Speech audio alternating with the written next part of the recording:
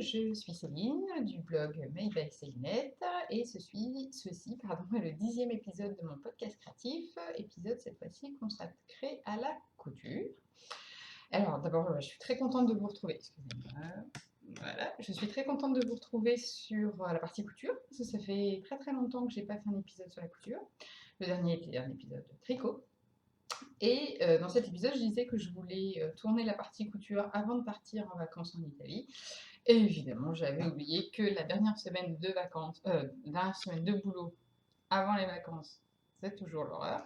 Et donc, j'ai pas du tout eu le temps de tourner avant de partir en Italie. Donc, me revoici après près de 2 mois sans épisode consacré à la couture. Donc, bah voilà, on va commencer très vite parce que j'ai un temps limité pour tourner, c'est samedi matin. Donc le samedi, il y a toujours plein de rendez-vous qui s'enchaînent, mais je voulais absolument tourner aujourd'hui, donc je m'excuse pour la luminosité, comme d'habitude, qui est toujours un peu dégueu.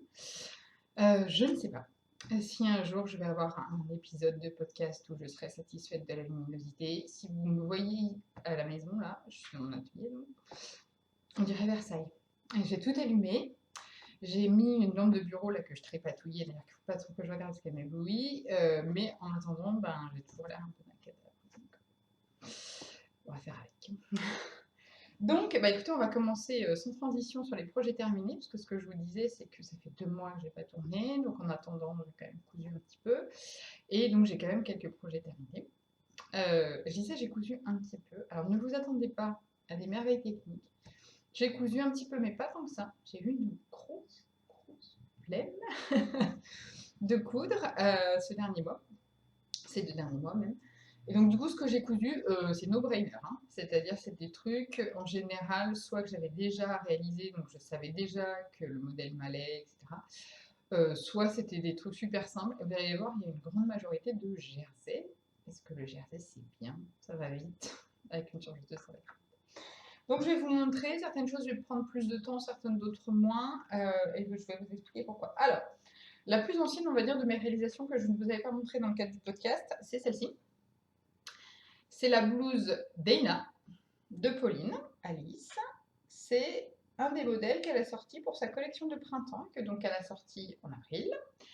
Donc c'est une petite blouse qui est en forme de boîte, donc qui n'a pas de pince poitrine, je crois. Non, qui n'a pas de pince poitrine, pardon. Et donc évidemment la particularité réside dans les pans noués devant. Voilà. C'est une forme très large, hein, c'est voulu, c'est fait exprès par Pauline, et le dos est boutonné sur toute la longueur. Donc je vais aller vite parce que j'en ai parlé sur le blog. Fait extraordinaire pour ce modèle. J'ai fait l'article de blog avant d'en parler dans le podcast. Fait extraordinaire qui s'explique tout simplement parce que j'étais testeuse et que donc je voulais faire évidemment l'article au moment de la sortie du patron. Voilà. Donc je vous renvoie à l'article du blog où j'ai bien tout détaillé. Les seules choses que je voulais vous montrer, parce qu'il y a des gens qui m'ont posé la question quand j'ai fait l'article de blog, c'est que j'ai dit que j'ai doublé les pans de devant parce que je trouvais ça plus propre en termes de finition. On commence à connaître mon obsession de la chose. Et donc en fait, comment j'ai fait, j'ai tout simplement coupé 4 fois les pièces de pan au lieu de 2 fois. Et je les ai cousues ensemble en fait, endroit contre endroit. Après, je les ai retournées.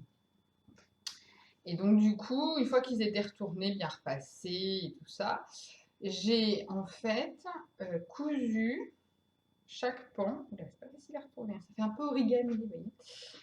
J'ai cousu chaque pan jusqu'au bord de la pièce de devant. Ici, pardon, comme ça. Jusqu'ici. Voilà, tout ça là, enfin, et puis jusque dans le dos, hein, parce que ça va jusque dans le dos, jusqu'ici. Une face. Et la doublure, je ne l'ai évidemment pas cousue avec, je l'ai rabattue à l'intérieur, 1,5 cm de marge de couture, et je l'ai assemblée à point invisible contre les marges de couture. Vous voyez. Donc du coup, ça fait une finition qui est quand même assez propre sur l'envers et sur l'endroit, parce que vous voyez, sur l'envers, ben, du coup, on ne voit pas grand-chose. Enfin, c'est juste cousu à point invisible, et encore là, franchement, J'aurais pu faire mieux. Voilà. Et ce que j'ai fait d'autre pour améliorer les finitions, pour le coin, pareil comme c'était doublé, j'ai utilisé la même technique que j'avais détaillée pour la patte de boutonnage de la chemise Mélilo sur le blog. Il y a un tuto avec des photos que vous pouvez retrouver sur le blog. Je mettrai le lien dans l'article comme je fais d'habitude. Et qu'est-ce que j'ai fait d'autre? Ah oui, à l'encolure, normalement, vous posez le biais d'encolure après avoir fait la pâte de boutonnage. Et moi, je l'ai fait avant pour pouvoir rabattre la pâte de boutonnage par-dessus, parce que je trouve ça plus joli de prendre le biais dans la pâte de boutonnage. Voilà, donc ça donne ça. Je vous montre à moi. Donc la pâte de boutonnage est ici, hein, et ça c'est le biais d'encolure. Donc vous voyez, j'ai posé d'abord le biais et ensuite j'ai rabattu la pâte de boutonnage par-dessus pour que le bord soit propre et que le biais ne s'arrête pas ici.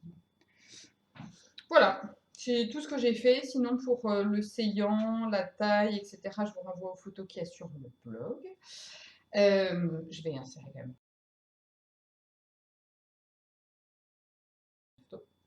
Voilà. Je vais être très honnête avec vous. Sur le style de la nouvelle collection de Pauline, moi, je m'y retrouve moins que dans ses collections précédentes. Mais après, question de goût, je sais qu'il y a plusieurs personnes qui étaient très enthousiastes. Mais moi, c'est moins mon style.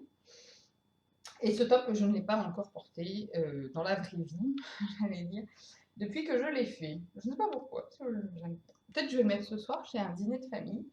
Ma famille est d'origine vietnamienne.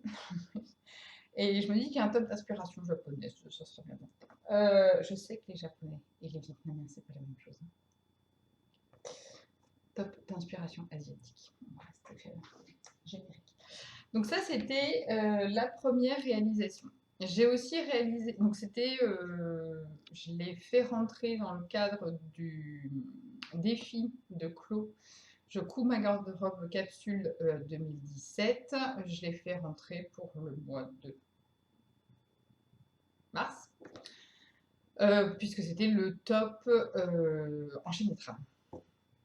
Et j'ai aussi publié en même temps, super en retard. Je pense qu'en fait, je vais publier 2 réalisations avec un mois de chaque fois. Donc j'ai publié la réalisation de février également sur le blog. Il s'agit de la chemise La Parisette de Blousette Rose, que je n'ai pas là parce qu'elle est tout seule. Voilà, tout simplement. Parce que elle, pour le coup, je la porte régulièrement et donc du coup. Alors, une autre réalisation cette fois-ci que je n'ai pas montrée sur le blog, que j'ai fait depuis, c'est la robe Forget Me Not de Blousette de Slow Sunday. Alors, je vais vous montrer d'un peu plus loin. Voilà. Voilà. Donc, on reconnaît ici, hein, c'est un modèle qu'on a vu et revu hein, sur Instagram et sur les blogs, avec la découpe ici, des petites fronces là, et qui continue dans le dos. Ici, là. Le dos est légèrement arrondi, c'est super joli en fait. Voilà, je l'ai fait en taille 40. Pour les manches, je me suis servi des pièces qu'elle a mis à disposition gratuitement sur son blog de manches longues, que j'ai manifestement raccourcies, hein, parce que j'avais pas envie de faire ni ce qu'elle propose dans son patron. Je vais m'approcher pour avoir un peu plus de lumière. Elle propose dans son patron 2 modèles de manches courtes, déjà, des mancherons qui sont découverts là, et une manche tulipe. Et moi, je voulais une manche courte, mais ni mancheron, ni manche tulipe. Hein, 2 variantes, c'est pas assez, il faut le 3e, manifestement. Donc, du coup, j'ai pris le patron de la manchon qu'elle propose sur son site, j'ai raccourci.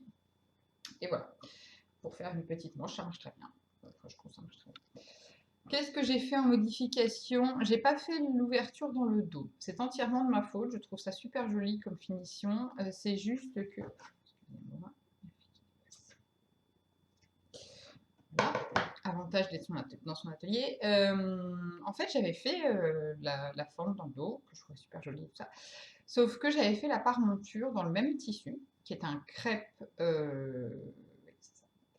un crêpe... donc corail, que j'ai acheté chez Atelier de la Création, dans le 14e.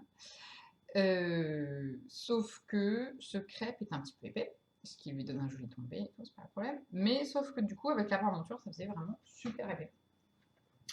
À tel point que ça faisait bâiller l'encolure, comme ça, un petit bec, parce que la parmenture était trop épaisse. Donc évidemment, je trouvais ça super moche, donc j'ai tout décousu.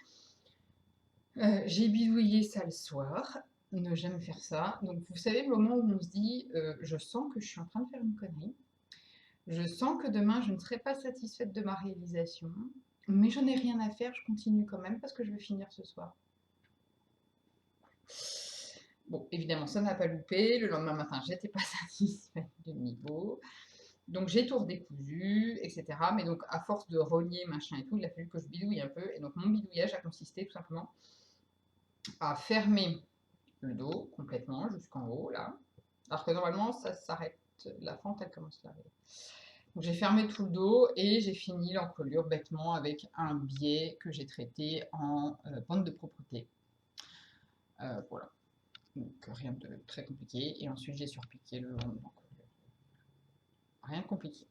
Et sinon, c'est une taille 40 sans aucune modification pour moi, donc ça c'est super. Je l'ai rallongé par contre.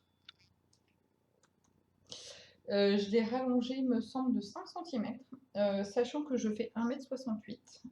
68, ouais, dans mes rêves. Je fais 1m62, pardon, et que je crois que la stature est plus longue dans les patrons.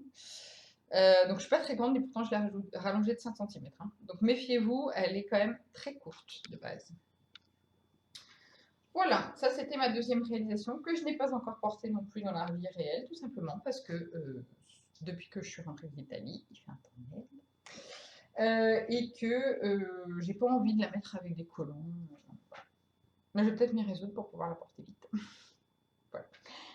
Alors ça c'était la deuxième réalisation, donc robe Forget Me Notes, Sunday Paris, crêpe rouge de chez Atelier de la Création, taille 40, rallongée et c'est tout. Troisième et quatrième réalisation, il s'agit de Hemlock Tea. Le premier est sur moi, comme vous pouvez le voir. C'est un Hemlock Tea que j'ai réalisé dans un jersey que j'ai acheté la semaine dernière chez Benitex. En fait, quand on est rentré d'Italie, mon cher étant a vu que j'avais pas trop le moral de rentrer de vacances, comme beaucoup, j'imagine, quand on rentre de vacances. J'essaye de faire des essais, désolée, ça me bouge et tout. Ouh, c'est chaud. Et donc, du coup, il m'a proposé de m'amener chez Benitex. Oui, mon cher étant, c'est ce qui fait plaisir à sa femme, manifestement. Pardon. C'est de l'eau avec du citron. Je carbure pas au gin tonic à 9h30 du matin. Et donc, du coup, j'ai acheté un certain nombre de tissus, dont certains je vous montrerai tout à l'heure, et donc celui-là, que j'ai transformé immédiatement. Donc, on est rentré genre à 17h. C'est parti à laver illico. Le lendemain, il était sec et je l'ai fait tout de suite. Donc, du coup, c'est un Hemlock Tea, mais que j'ai modifié par rapport à la toute première version, dont vous allez voir, j'ai fait une modification importante. J'avais fait une première version du Hemlock Tea classique, manche longue. Sauf que, je vais vous en reparler tout à l'heure, je le trouvais super large en fait, et notamment, bon, mon tissu était hyper rigide, donc ça accentuait le côté. Donc ce que j'ai fait, c'est que j'ai retiré ici, sur le milieu devant, 4 cm à la pliure, pardon, sur le milieu devant, donc 2 cm en fait, hein, au milieu devant, et comme ça, quand on le met au pli, ça fait 4 cm. Et vous voyez, on ne peut pas. Ça ne rompt pas du tout pour le coup. Je trouve la ligne d'encolure, donc ça c'est cool, hyper facile à faire comme modification. Je vais me lever. Vous voyez, il n'est pas serré encore. Hein. Il est beaucoup moins large, mais enfin il est quand même pas serré. Hein. Donc, voilà. Et par contre, je l'avais réduit en longueur, et du coup je me suis retrouvée un peu short. Vous voyez, il m'arrive aux poches du jean, quoi. Voilà. Et donc du coup, moi j'aime pas trop quand c'est beaucoup plus court. Et donc du coup, ce que j'ai fait en finition pour gagner de la longueur, enfin surtout pas en perdre en l'occurrence, c'est que j'ai fait un rouloté en bas. Voilà. Donc je fais pas ça d'habitude parce que la fofolle des finitions que je suis trouve ça un peu léger, mais là j'avais pas trop le choix. Puis bon, finalement, bon, ça Voilà, j'ai raccourci, vous voyez, les manches, hein, évidemment, pour faire des manches courtes. Finition classique, point droit, normal. Et évidemment, bah, je me suis attachée à faire les raccords, là. Et sur le côté aussi, évidemment. Là, je suis assez fière de mon coup parce que je pense que vous pouvez à peine voir où est-ce qu'elle est la couture. Donc ça va, ici. Voilà. Et donc, pour comment je fais pour essayer de faciliter les raccords, je vous renvoie à deux choses. D'abord, l'épisode, je crois, 5 du podcast, où j'expliquais justement sur le Hemlock-Tea comment je faisais pour faire plus facilement les raccords. Et également, depuis, Liz Taylor a fait un article sur le sujet. Donc, je vous renvoie aussi à son blog si vous souhaitez. Donc ça, c'est la version la plus récente. J'en suis très contente. Je la porte super bien dedans. Donc voilà. Sauf que, en fait, c'est donc ma deuxième version du Hemlock-Tea. Ma première version du Hemlock-Tea, je l'avais réalisée, si vous vous en souvenez, dans ce tissu, qui est un jersey, alors là évidemment on ne voit pas, mais qui est un jersey lurex de un chat sur un fil, qui est noir, et en fait les bandes là sont dorées brillants. Voilà, là vous voyez un peu, c'est brillant. Et en fait il est très rigide.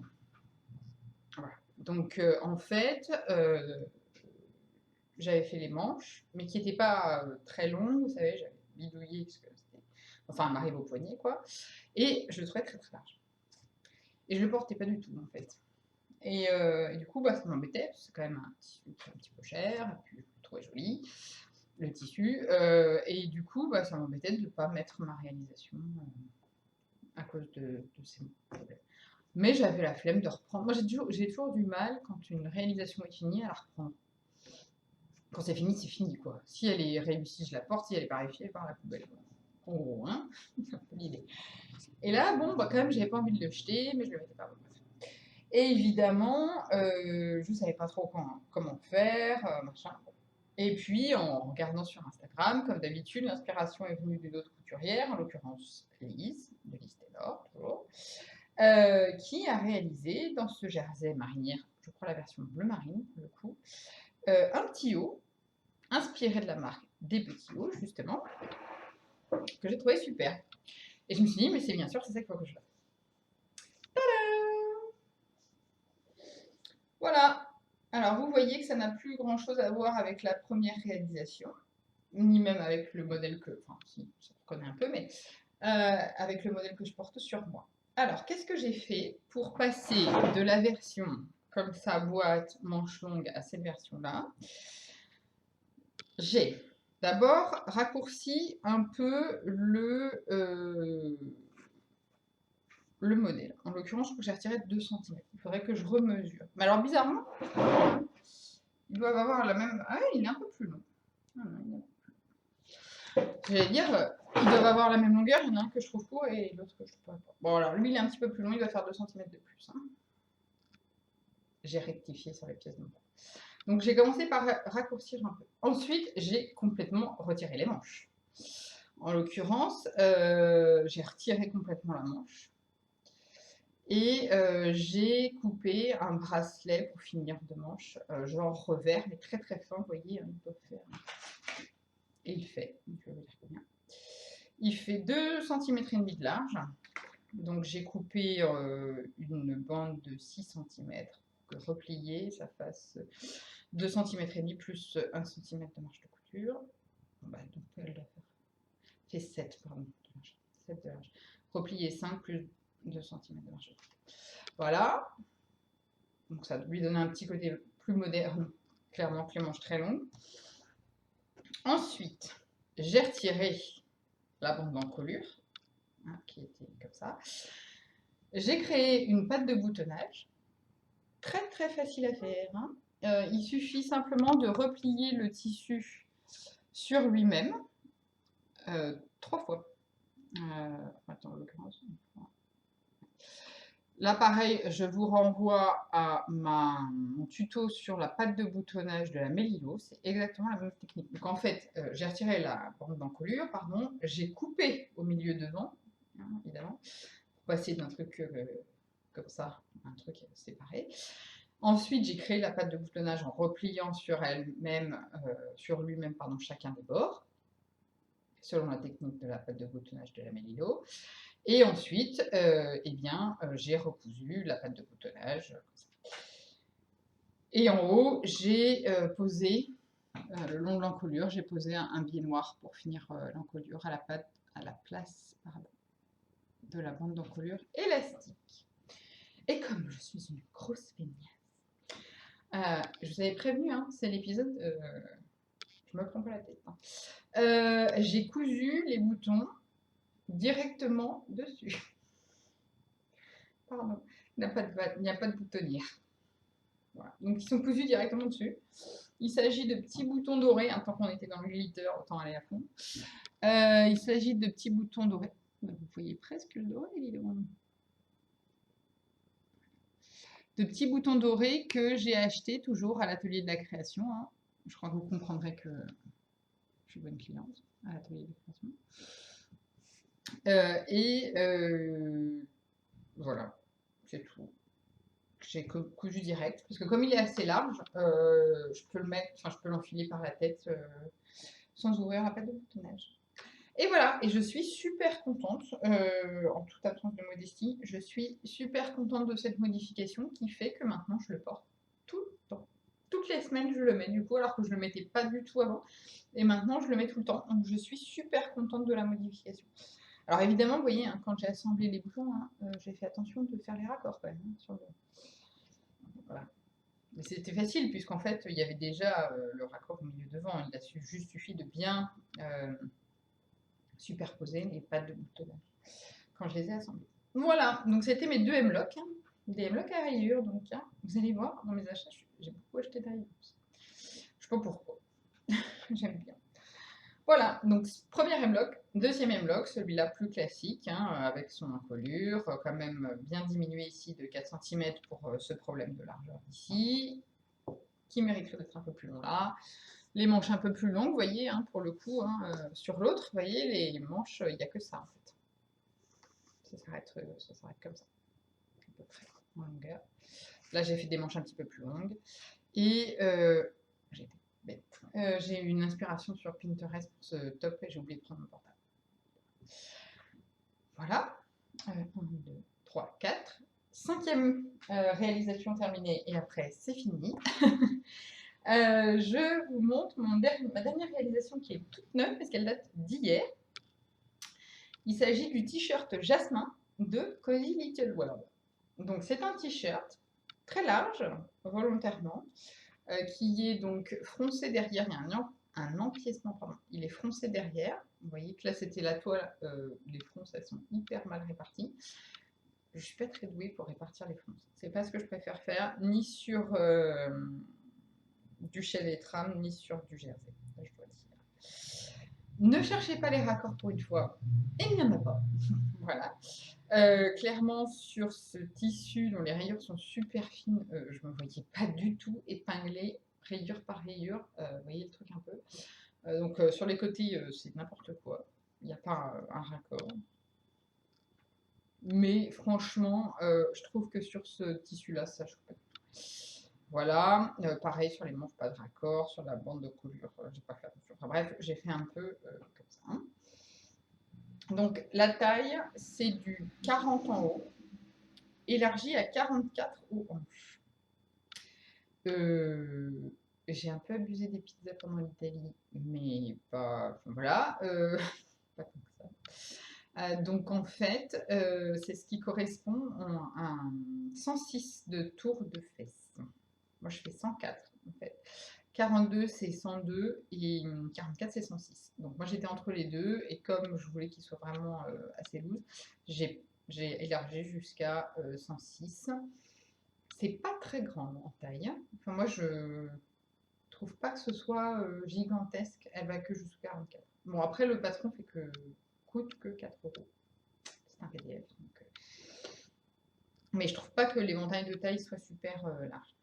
Il est très facile évidemment à assembler. La seule difficulté entre guillemets, c'est la bande d'encolure, vous voyez, pour faire le V. Alors le mode de montage est très astucieux, mais je le trouve pas super propre. La chieuse. Il est super facile à faire parce que du coup, on rabat et on pique, vous voyez, on finit à la surjeteuse et puis après on pique sur le endroit.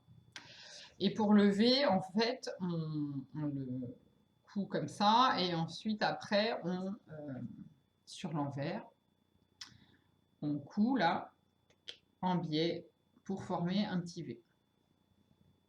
Alors c'est un moyen très simple hein, de faire un petit V.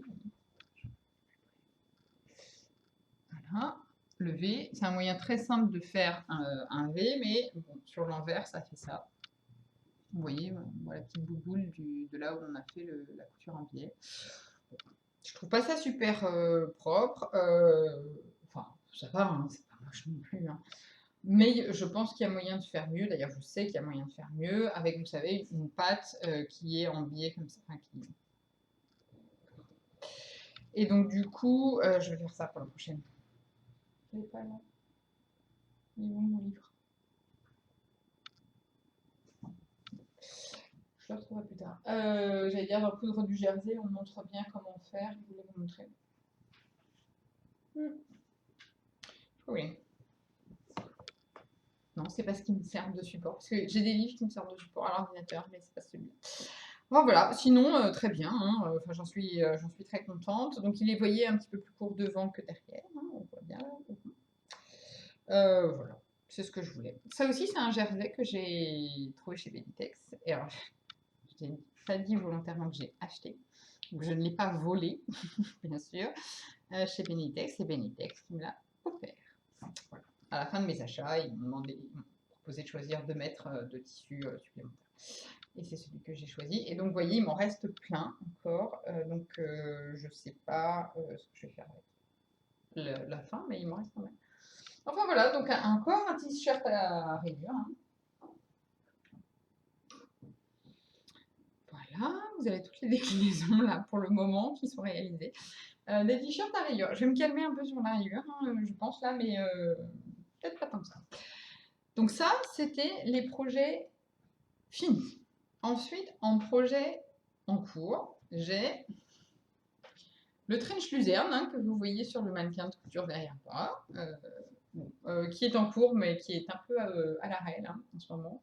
J'ai un peu la flemme, je vous avouerai. Je n'ai pas envie, donc je me force pas non plus. Donc il sera fini quand il sera fini. Il est bien avancé, hein. Si je vous montre, il lui manque ses manches, quoi. Et voilà. Et donc du coup, j'ai pas. Excusez-moi, c'est un peu débridé aujourd'hui. Donc voilà, il est en cours, mais il est un peu au repos. Je n'ai pas envie de le finir. Dans les futurs projets, qui pour le coup vont être faits rapidement, je voudrais me faire. Alors, donc en fait, les t-shirts en jersey, je ne sais pas encore lequel, probablement le duo de Hemlock, va être ma réalisation du mois d'avril. Enfin, d'avril. Je les ai faits en partie avant et en partie en mai. Donc, bref. Mais je vais les faire rentrer dans le mois d'avril, je pense, dans le défi de Clos. Et pour le mois de mai, je voudrais faire la jupe.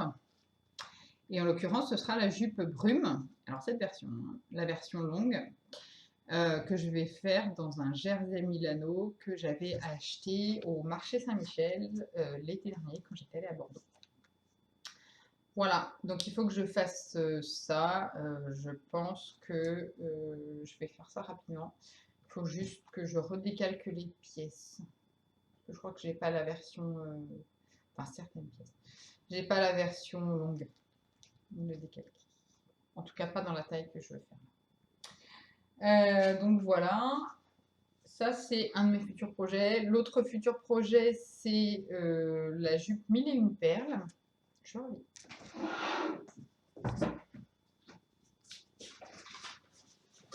La jupe.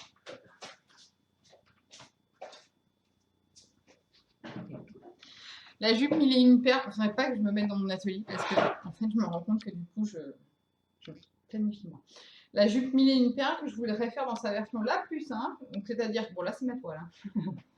C'est ma toile où j'ai même retiré les élastiques, vous voyez, puisque évidemment c'est un dos élastiqué normalement, donc j'avais fait les coulisses d'élastiques et j'ai retiré les élastiques pour pouvoir tout simplement les réutiliser.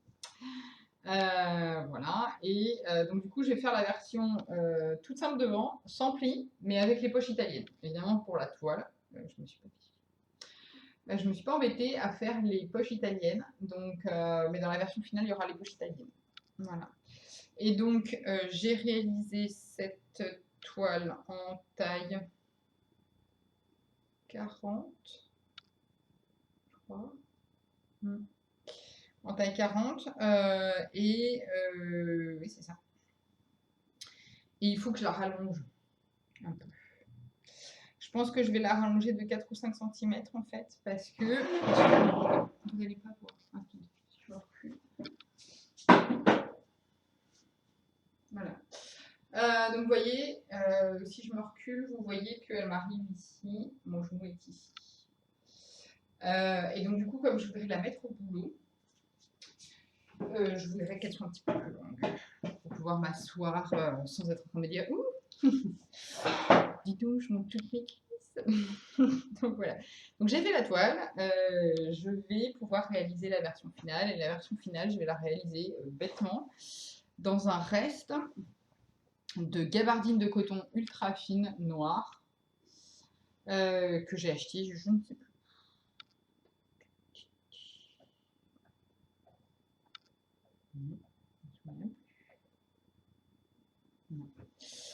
Je crois que j'ai peut-être au coupon Saint-Pierre, mais je ne suis pas sûre. Bon, bref. Voilà. Il est bien parce que il est très très souple. Et comme en fait, elle a donc un dos élastiqué, je ne voulais pas un tissu trop rigide pour pas que ça fasse des. Enfin, vous voyez que le dos élastiqué, ça passe. Que ça soit joli dans le dos. Donc ça sera mes prochains projets, je pense. La jupe brume et puis la jupe mille et une perles. Je manque un peu de jupe, pour tout dire. Donc c'est pour ça que je voudrais 2 jupes noires facilement portables au boulot. Voilà, simplement.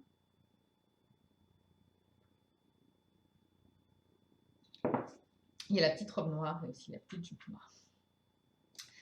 Voilà, c'est tout pour les projets à venir. Et puis sinon, je vais vous montrer maintenant mes derniers achats. Alors, on va être honnête, mes derniers achats. Une sélection de mes derniers achats. Parce que vous doutez bien que ça fait 2 mois. J'ai acheté plein de trucs. Bon. Alors, je vous montre une sélection de mes derniers achats. Donc, en sélection de mes derniers achats, j'ai acheté. Là, je vous montre un reste, mais j'ai acheté. Alors, vous allez me voir beaucoup trop clair. J'ai pas là.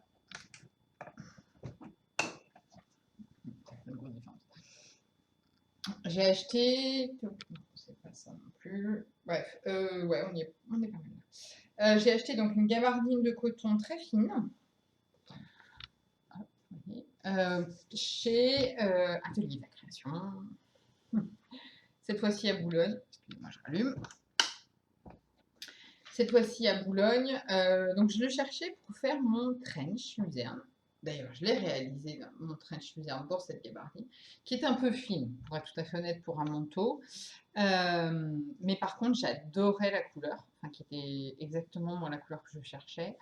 Un sable vraiment clair. Très sympa. Et en plus, ils avaient 2 coupons de 3 mètres pour 10 € chacun. Donc du coup, j'ai acheté les 6 mètres, évidemment. Et donc du coup, j'ai utilisé un coupon de 3 mètres pour faire le luzerne. Et par contre, du coup, il m'en reste beaucoup. Et donc du coup, je voudrais me réaliser un port de Pauline Navis pour cet été dans cette gabardine de coton, vous voyez, qui est très souple. Je pense qu'il va être agréable en fait pour un pantalon parce qu'elle va pas être trop rigide. Et elle va être fine, et pour l'été, ça peut être vraiment sympa. En plus, cette couleur, ça fait. Donc là, évidemment, c'est le reste, hein, vous voyez, du coupon de 3 mètres que j'ai utilisé pour le trench. Mais j'ai l'autre coupon là. dans toutes mes boîtes. Là. Alors ensuite, je vous montrerai ça après. Ça là.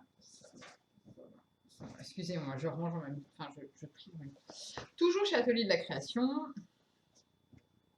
Sérieux, il devrait me donner des actions. Bref. J'ai acheté un coton élastane rouge corail. le corail étant une de mes couleurs préférées, en particulier l'été, et qui est donc avec élastane. Hein, on voit qu'il est élastique un peu.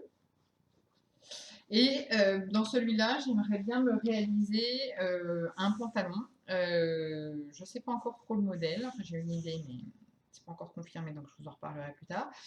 Voilà, pour l'été. Un jeans, enfin un slim, quoi. Un pantalon slim pour l'été.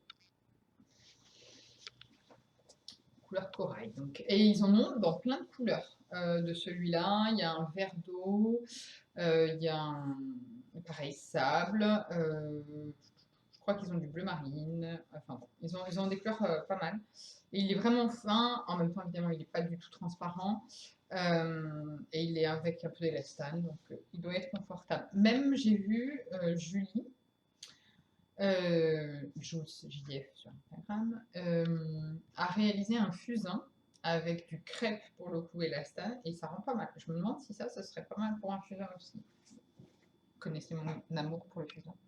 Le blousette rose, ça peut pas aussi marcher. Voilà, donc ça c'était un deuxième de mes achats chez Atelier de la Création. Troisième achat. Toujours corail, hein, quand je vous dis que j'aime vraiment beaucoup cette couleur, c'est pas une blague. Cette fois-ci, c'est du lange que j'ai acheté chez France Duval Sala lors de notre dernière virée chez France avec ma copine Ségolène. C'était la dernière fois qu'on y allait avant qu'elle change d'adresse. C'est bien qu'elle change de locaux et tout, qu'elle ait plus de place. Le quartier où elle va est très sympa aussi, mais moi, c'était à 2 pas de chez moi, en fait, là où elle était avant. Et donc, du coup, bah, je pense que j'irai un peu moins souvent. Parce que ça fait beaucoup plus loin pour moi. Bref, donc là, c'est du. C'est pas du lange. C'est de la double gaze, pardon. Et la couleur, c'est coquelicot, je crois. Et en fait, je voudrais. J'en suis sûre, c'est coquelicot. En fait, il est plus clair. Et je voudrais m'en faire une petite blouse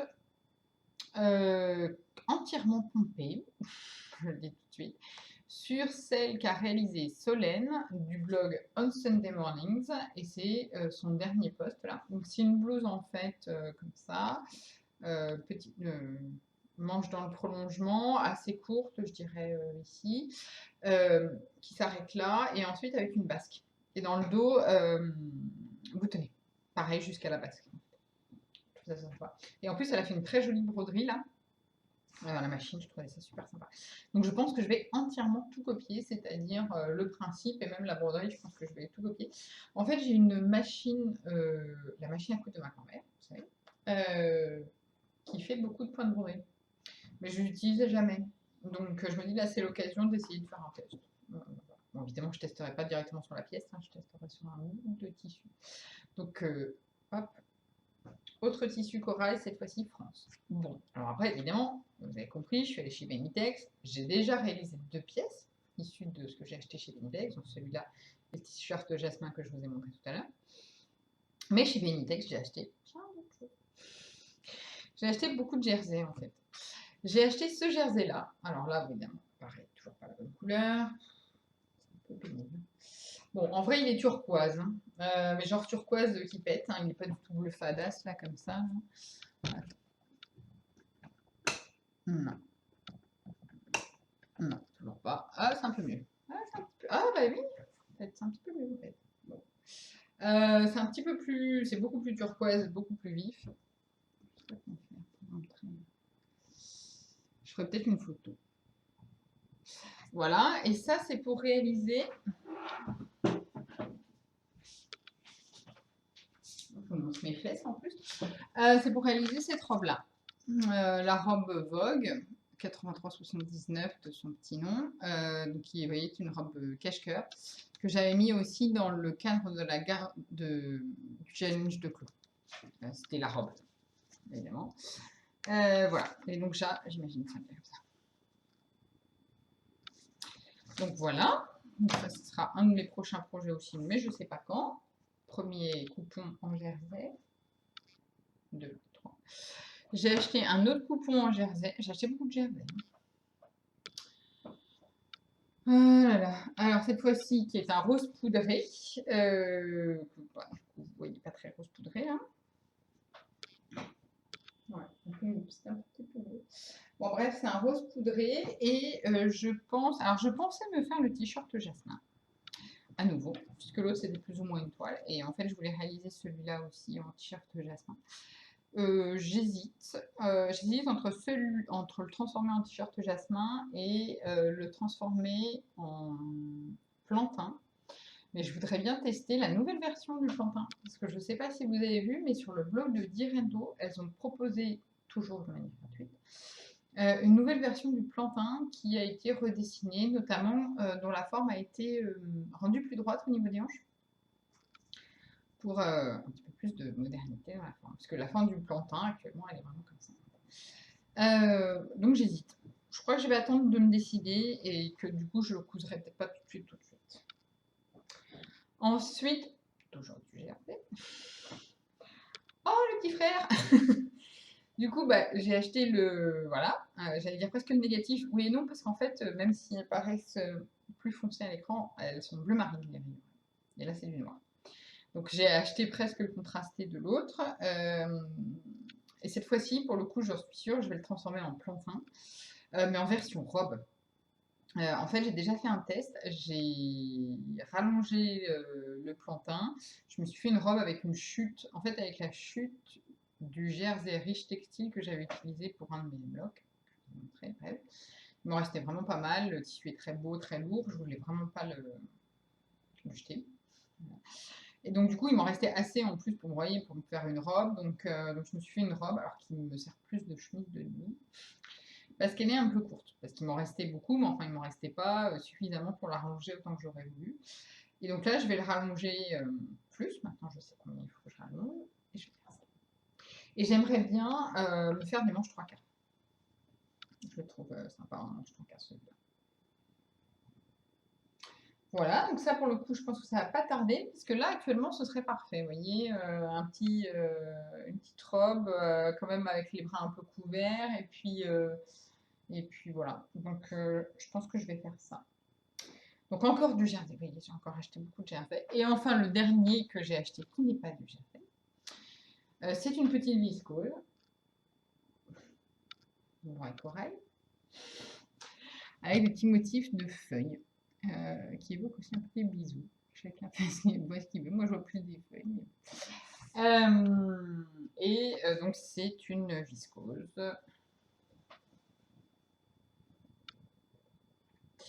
Je ne sais pas ce que je vais en faire pour le moment. J'hésite peut-être à réaliser le modèle Zéphyr de Atelier Schemit, qui est sorti il n'y a pas longtemps. Ma copine Dorothée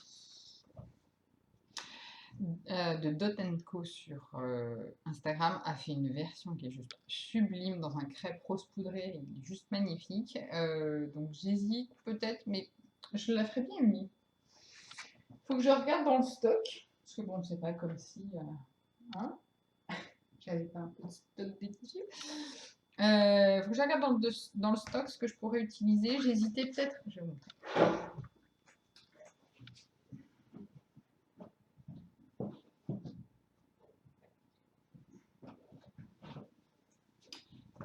J'hésitais à la faire soit en crème.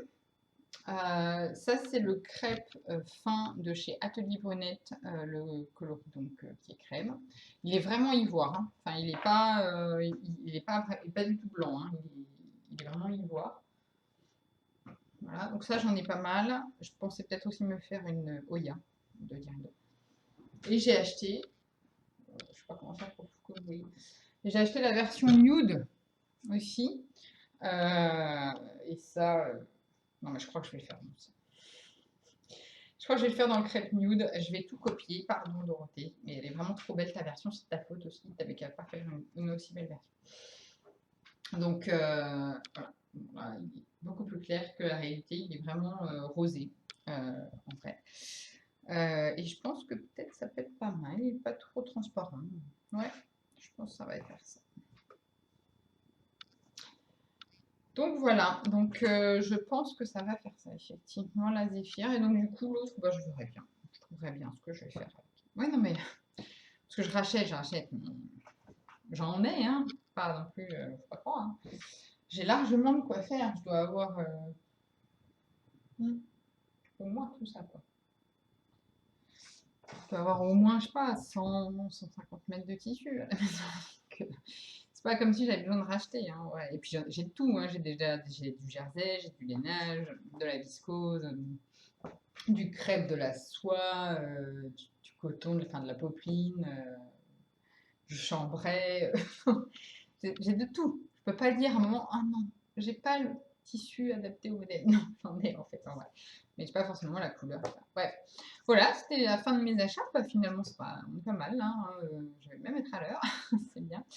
Je vous retrouve, j'espère, bientôt pour vous montrer mes réalisations. Donc, probablement, vous l'aurez compris, 2 jupes, et puis on verra pour le reste. Ça sera selon l'inspiration du moment.